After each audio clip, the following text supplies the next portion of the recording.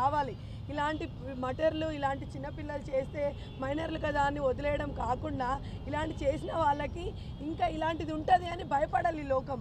నాలాంటి తల్లి ఇంకోరు ఈ స్థానంలో నిలబడొద్దని నేను మనస్ఫూర్తిగా కోరుకుంటున్నాను.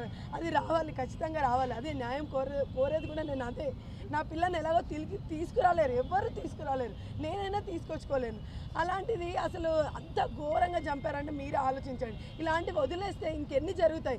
ఎంతమంది తల్లులు బాధపడాలి ఈ దేశంలో చెప్పండి. అలాంటివి నాతోనే ఎండు కావాలి, అబ్బాయితోనే ఎండు కావాలి. మా పాపేది ఆదర్శం. గట్టి శిక్ష, అది నాకు ఎలాంటి శిక్ష పడుతుందో నాకు తెలియదండి. నాకు అలాంటి శిక్ష కావాలని నేను కోరుకుంటున్నాను. నా పాప లాంటి శిక్ష నాకు కావాలి. ఇంకో పిల్లకి జరగకూడదని ప్రపంచం భయపడాలంటే ఎలాంటి శిక్ష వేస్తారు చెప్పండి?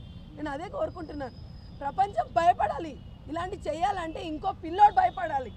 ఇప్పుడు పోలీసులు చెప్పినట్టుగా ఇన్వెస్టిగేషన్ మీరు నమ్ముతున్నారా? మీకు ఇంకేమైనా అనుమానం? నేను నమ్ముతున్నాను, పోలీసులను నమ్ముతున్నాను. ఎందుకంటే ఇంత కష్టపడి పట్టుకున్నారు ఆ అబ్బాయిని. సో నమ్ముతున్నాను కాబట్టి వాళ్ళు చెయ్యాలి. వాళ్ళు చేస్తేనే నేను చెప్తాను చేశారా లేదా ఏంటా అనేది. న్యాయం జరగాలన్నది మీరే చూడాలండి సార్. నేను అంతకుమించి ఇంకెంత ఫైట్ చేయాలి చెప్పండి?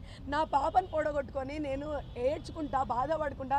నేను ఫస్ట్ డే నుంచి కూడా అదే చెప్తున్నాను, ఇప్పుడు కూడా అదే చెప్తున్నాను. నేను ఎంత బాధ, మా బావ ఎంత బాధ అనుభవించాడో అసలు తెలీదు.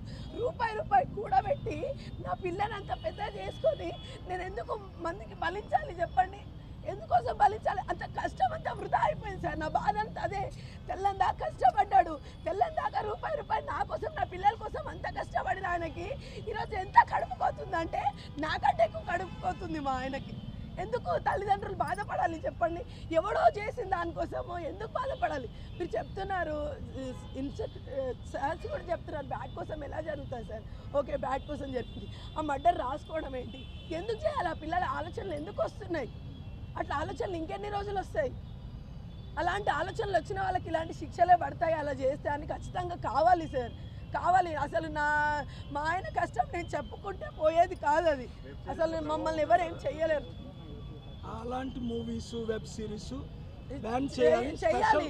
అసలు తల్లిదండ్రుల నుంచి కాకపోతే టీచర్లైనా చెప్పాలని నేను నిజంగా ఆశిస్తున్నాను. అసలు ఆ అబ్బాయి ఎలా అయిపోయాడు మీరే ఆలోచించండి. అసలు ఆ పాప ఏం పాపం చేసింది?